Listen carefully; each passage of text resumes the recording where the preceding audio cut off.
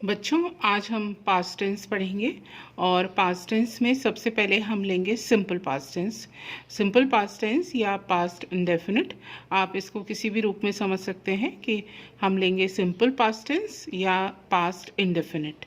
इसकी पहचान होती है जैसे गया, खाया, पिया। जैसे वह राधा ने गाना गाया। ठीक है, राधा ने गाना गाया। तो ये सेंटेंस के आखिर में क्या आया? गाना गाया, गाया, खाया, पिया, सोया। तो ये इस तरह के जो वाक्य होते हैं ये पास्ट इंडेफिनिट होते हैं। तो पास्ट इंडेफिनिट टेंस का जो स्ट्रक्चर होता है, सबसे पहले हम देखेंगे इसका स्ट्रक्चर क्या है। इसका स्ट्रक्चर क्या है तो सबसे पहले हम समझ लेंगे कि इसका स्ट्रक्चर क्या है। तो देखिए, स्ट्रक्चर होता है इसमें सब्जेक्ट, और सब्जेक्ट के बाद हम वर्ब की सेकंड फॉर्म लिखते हैं। सब्जेक्ट प्लस वर्ब की सेकंड फॉर्म। और यदि कोई सेंटेंस में ऑब्जेक्ट है, जैसे इस वाक्य में गाना ऑब्जेक्ट है, तो हम फिर इसका स्ट्रक्चर हो जाएगा सब्जेक्ट प्लस वर्ब की सेकंड फॉर्म, और इसके बाद आ जाएगा ऑब्जेक्ट और फुल स्टॉप। तो ये यहाँ पर हम लिखेंगे गाना गाने को कहते हैं सिंग। सिंग की सेकंड फॉर्म होती है सैंग। ये बच्चों आपको वर्ब की जो फॉर्म्स होती हैं ये आप जब बार बार पढ़ेंगे, 10th की वर्कबुक के लास्ट में पेजेस में दी गई हैं वर्ब्स की फॉर्म्स, तो आप उसको पलट कर देखिएगा और पढ़िएगा, तो आपको ये वर्ब की फॉर्म्स धीरे धीरे ये अपने आप याद हो जाएंगी और आप आसानी से कर सकेंगे। वर्ब की फॉर्म को कैसे, वर्ब की फर्स्ट फॉर्म को सेकंड फॉर्म में कैसे बदलते हैं, उसके कुछ रूल्स भी होते हैं। जैसे एक तो ये नियम रहता है कि वर्ब में हम सिंपल सा एक रूल है कि हम वर्ब में ईडी लगा के उसको पास फॉर्म में बदल देते हैं। जैसे मान लीजिए हमारे पास वर्ब हो प्ले, तो इसमें हमने ईडी लगाया तो ये हो गया प्लेट। एक तो ये सिंपल सा रूल है कि हमने इसमें ईडी लगा दिया। दूसरा ये होता है कि कुछ ऐसी वर्ब होती हैं जैसे कि शॉप है, रेफर है, यानी इनका जो लास्ट लेटर है वो कंसोनेंट है और उसके ठीक पहले वॉवल है। ठीक है, लास्ट लेटर है वो व्यंजन है और उसके पहले स्वर है, तो इसमें जो लास्ट लेटर होता है वो डबल हो जाता है। ईडी लगाते समय जो ये लास्ट लेटर होगा ये डबल हो जाएगा। तो अब इसकी स्पेलिंग क्या होगी? SHOPPED, शॉप्ड। और रेफर होगा, इसके में भी आर डबल हो जाएगा ईडी लगाते समय, तो ये बनेगी REFERRED। तो ये दूसरा तरीका ये होता है पास्ट टेंस बनाने का, पास्ट वर्ब की सेकंड फॉर्म में बदलने का।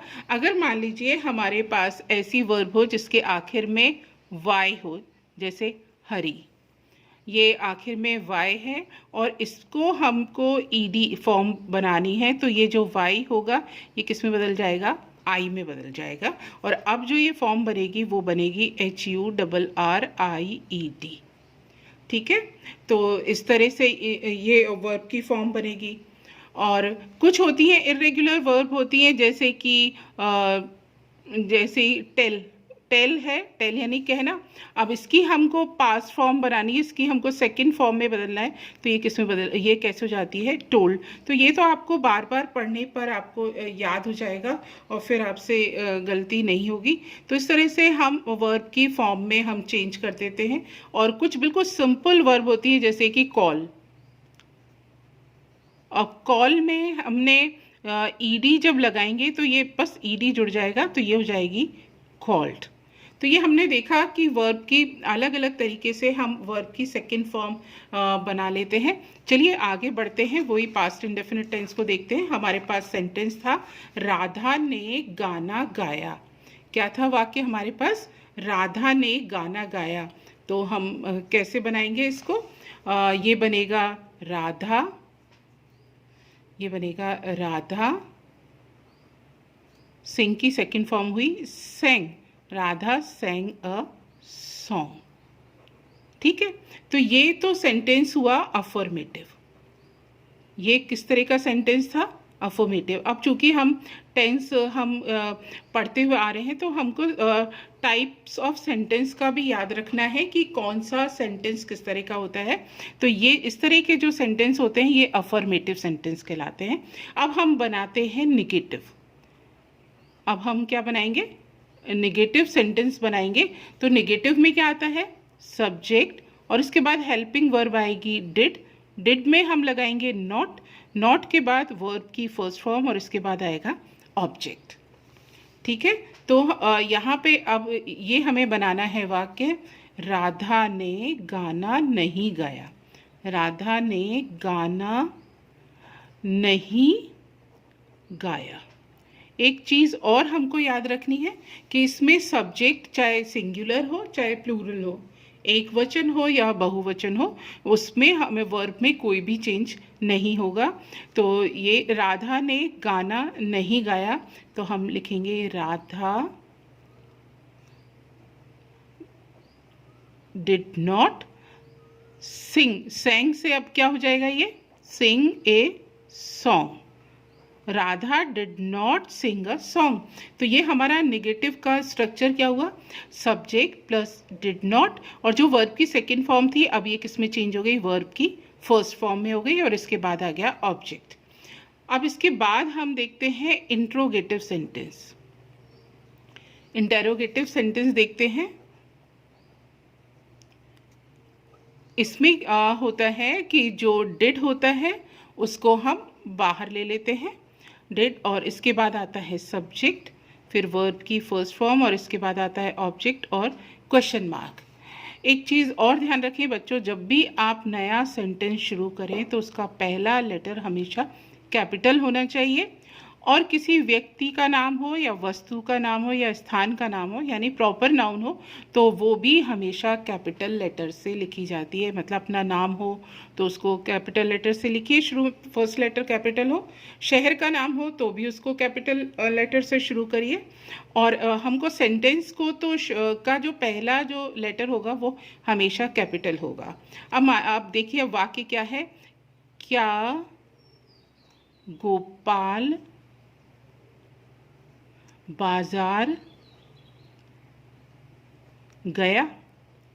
क्या गोपाल बाजार गया। तो इसको हम कैसे बनाएंगे, डिड को हम बाहर करेंगे, जैसे डिड, फिर लिखेंगे गोपाल, पास्ट टेंस है तो वेंट की बजाय अब आएगा गो, गो टू मार्केट। ठीक है, एक और वाक्य लिख लेते हैं, क्या मैंने पाठ याद किया। क्या मैंने पाठ याद किया, क्योंकि अब आपको स्कूल नहीं आना है तो आपको याद करना पड़ेगा। रोज़ाना शाम को अपने आप से प्रश्न करो कि मैंने क्या आज का पाठ याद किया। तो इसी तरह का हम वाक्य लेते हैं, क्या मैंने पाठ याद किया, तो ये बनेगा डिड आई लर्न। लर्न करिए, या इसके लिए एक और वर्ब है रिमेंबर। ठीक है, did I learn the lesson या did I remember the lesson question mark. तो ये हमने देखा कि पास्ट इंडेफिनिट टेंस में वाक्य के आखिर में गया, खाया, पिया, सोया, इस तरह के शब्द आते हैं। और जब हम इसको इंग्लिश में ट्रांसलेट करते हैं तो कुछ रूल्स को हम फॉलो करते हैं, वो रूल्स हम देख लेते हैं। जैसे सबसे पहले तो इसमें हम देखते हैं कि इसका स्ट्रक्चर क्या होता है। तो स्ट्रक्चर इसका सिंपल सा है कि सब्जेक्ट, इसका क्या है स्ट्रक्चर, सब्जेक्ट, वर्ब की सेकंड फॉर्म, तो ये अफर्मेटिव सेंटेंस होगा। और यदि ऑब्जेक्ट है तो सब्जेक्ट प्लस वर्ब की सेकंड फॉर्म प्लस ऑब्जेक्ट। अगर इसका हम नेगेटिव बनाते हैं तो ये बनेगा subject plus did not plus verb की फर्स्ट फॉर्म और प्लस ऑब्जेक्ट, ये इसका नेगेटिव होगा। और इसके अगर हम इंट्रोगेटिव बनाते हैं तो did plus subject plus verb की फर्स्ट फॉर्म प्लस ऑब्जेक्ट और मार्क ऑफ इंटरोगेशन। ठीक है, तो अब आप एक्सरसाइज नोट कर लीजिए। सबसे पहली एक्सरसाइज आप करेंगे, आपको इंग्लिश में ट्रांसलेट करना है। So translate into English. First sentence is Suman ने पत्र लिखा। पहला तो है कि सुमन ने पत्र लिखा। दूसरा है तुमने प्रश्न हल नहीं किया। तीसरा सेंटेंस है क्या वे स्कूल गए। बच्चों 9th और 10th में एक क्वेश्चन पेपर का में एक और तरह का क्वेश्चन आता है जिसमें लिखा रहता है डू एज डायरेक्टेड। तो उसमें भी हम एक टेंस को दूसरे टेंस में कैसे चेंज करते हैं ये भी क्वेश्चन आता है। तो चूँकि हम प्रेजेंट टेंस पढ़ चुके हैं तो अब आपको पहला क्वेश्चन ये है Ram painted a picture. Ram painted a picture, इसको आपको प्रेजेंट इंडेफिनिट में चेंज करना है। दूसरा सेंटेंस मैंने लिखा है आई रोट अ लेटर, इसको आपको प्रेजेंट कंटिन्यूस में चेंज करना है। तो जल्दी से ये दोनों एक्सरसाइज करिए, इस टेंस को समझिए और हम कंटिन्यूस टेंस फिर बाद में पढ़ेंगे। तब तक के लिए थैंक यू।